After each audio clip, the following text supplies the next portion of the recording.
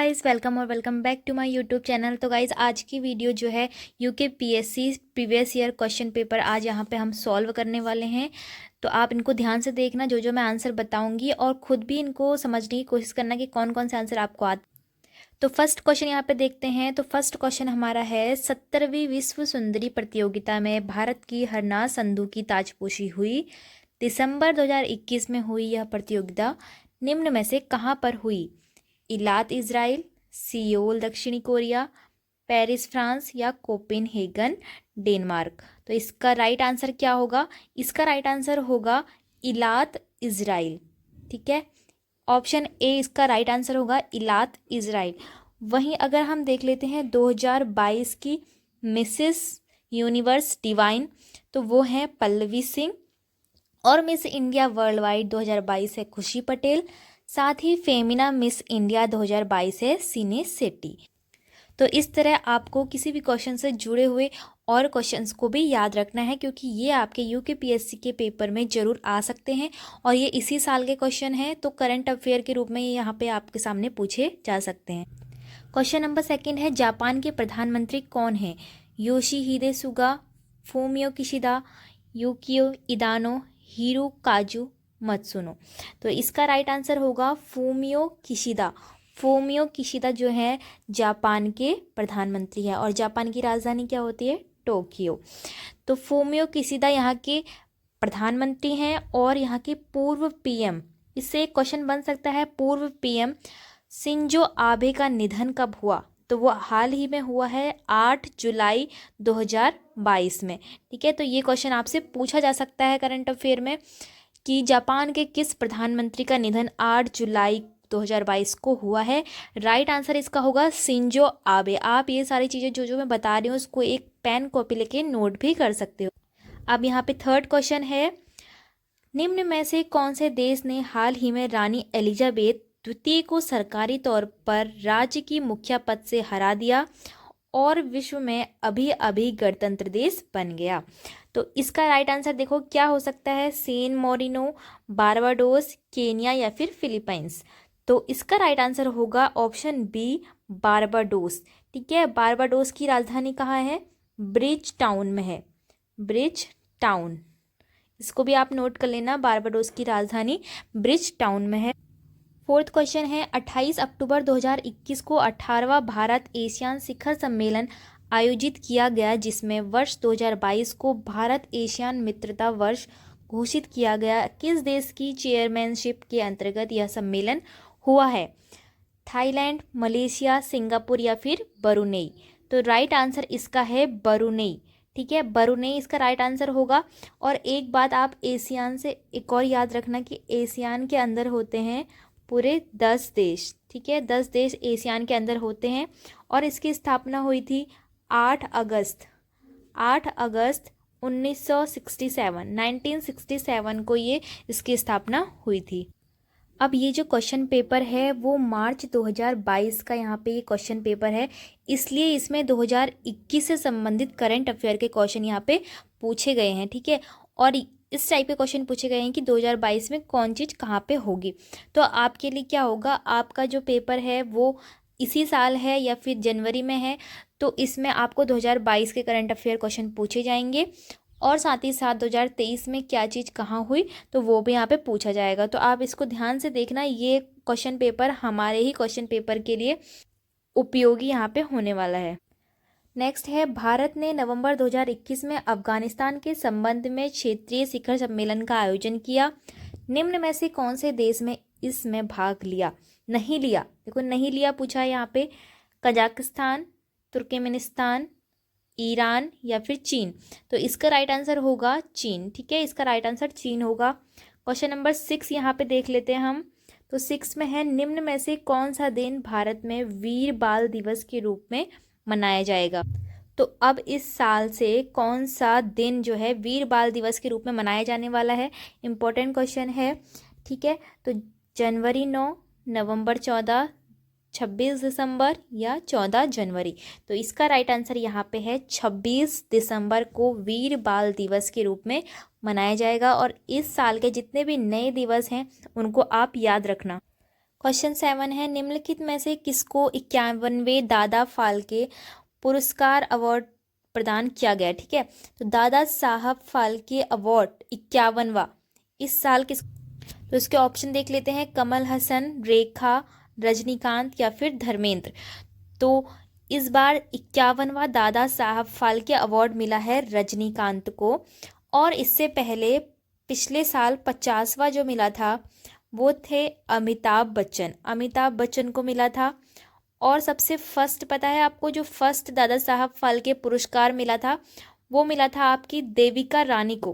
तो देविका रानी आपको याद रखना है, देविका रानी को फर्स्ट आपको दादा साहब फाल्के पुरस्कार मिला था, और कब मिला था, 1969 में।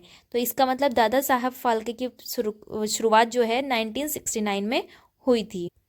अब देखिए 8वां नोबेल शांति पुरस्कार 2021 में निम्न में से किनको नवाजा गया। 2021 का नोबेल शांति पुरस्कार देखिए यहाँ पे, मारिया रासो, डेविड कार्ड, दमित्र ए मुराटोव या फिर ए और सी को सामूहिक रूप से।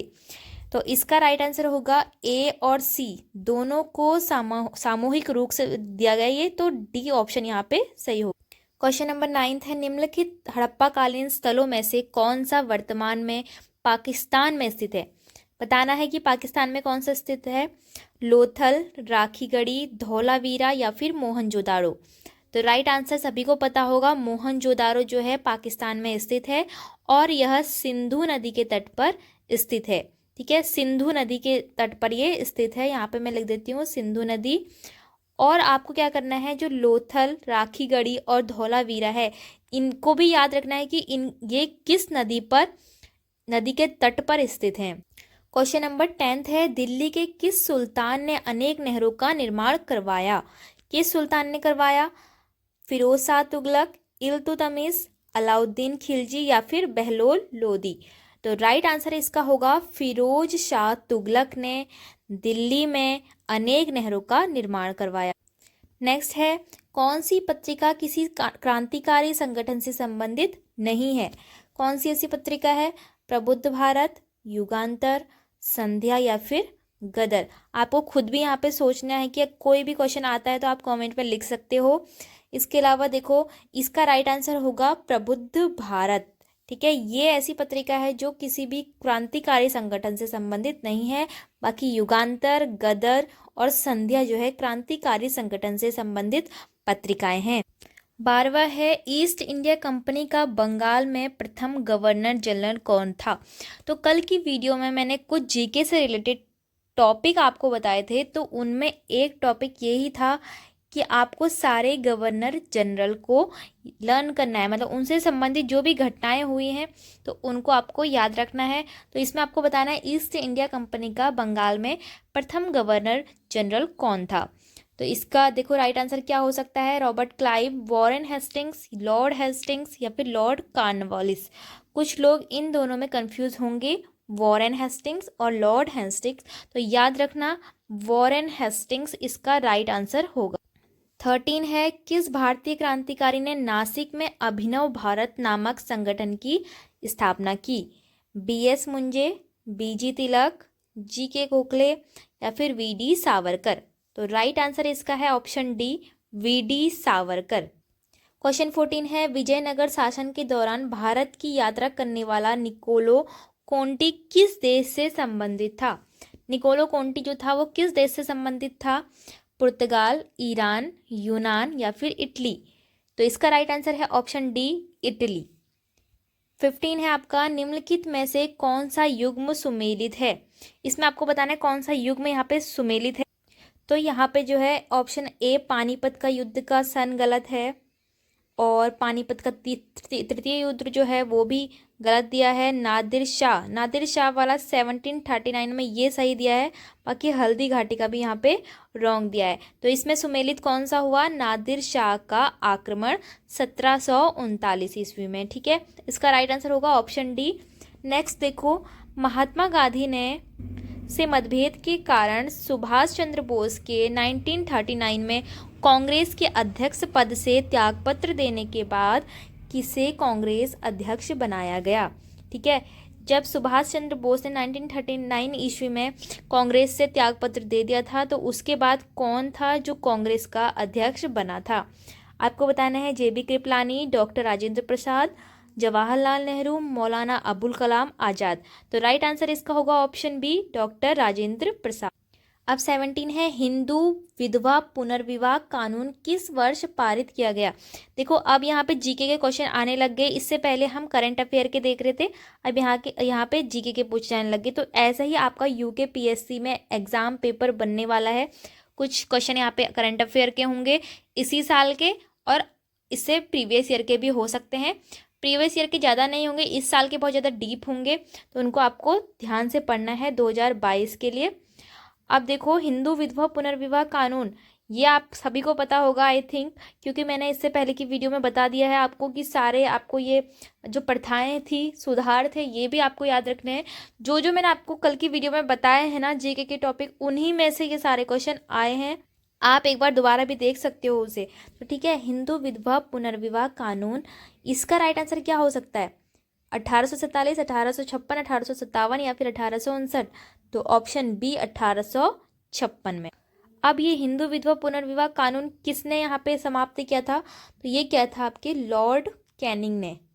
ठीक है, यहाँ पे आप जब गवर्नर जनरल के बारे में पढ़ोगे ना सारे, तो उसमें पता चलेगा कि किसने क्या किया था। 18वां है, निम्नलिखित में से कौन सा स्थल बौद्ध धर्म से संबंधित नहीं था? अब हमें यहाँ पे देखना है कि कौन कौन से, अब यहाँ पे पहले पहचान लगाओ कि कौन कौन से यहाँ पे संबंधित थे। तो यहाँ पे सबसे पहले देखो, सबसे पहला वाला छोड़ोगे, लुम्बिनी। लुम्बिनी कहाँ से था? लुम्बिनी में बुद्ध का जन्म हुआ था। ठीक है, लुम्बिनी नामक स्थान पर बुद्ध का जन्म हुआ था। सारनाथ में क्या हुआ था? सारनाथ में बुद्ध ने प्रथम उपदेश दिया था। ठीक है, उपदेश दिया था सारनाथ में। कुशीनगर में क्या हुआ था? कुशीनगर में बुद्ध को निर्वाण की प्राप्ति हुई थी, यानी कि उनका निधन हुआ था कुशीनगर में। तो ये तीनों स्थल जो हैं बुद्ध से संबंधित है। तो बचा क्या? श्रवण बेलगोला। श्रवण बेलगोला यहाँ पे आपका राइट आंसर होगा, क्योंकि श्रवण बेलगोला में क्या हुआ था? चंद्रगुप्त मौर्य, चंद्रगुप्त मौर्य को यहाँ पे निर्वाण की प्राप्ति हुई थी। निर्वाण का मतलब है निधन हुआ था उनका। ठीक है, चंद्रगुप्त मौर्य का निधन श्रवण बेलगोला में हुआ था। 19 है, निम्नलिखित में से किसने केंद्रीय विधानसभा में बम फेंका था?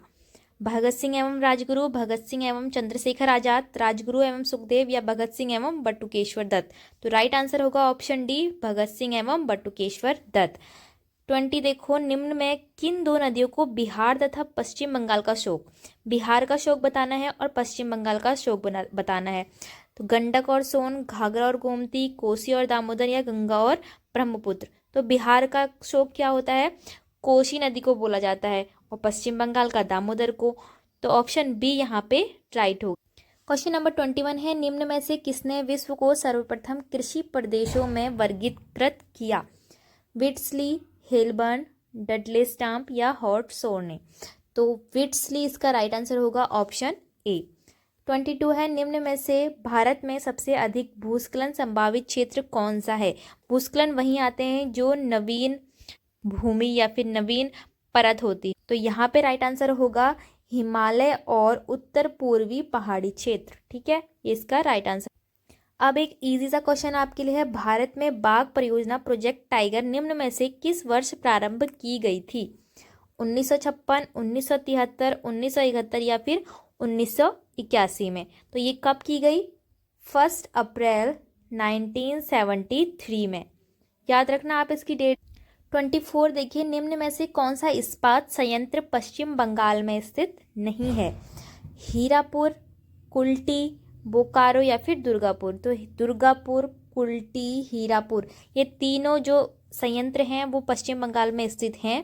तो आपका यहाँ पे जो राइट आंसर होगा वो होगा बोकारो। तो बोकारो जो है वो पश्चिम बंगाल में स्थित नहीं है।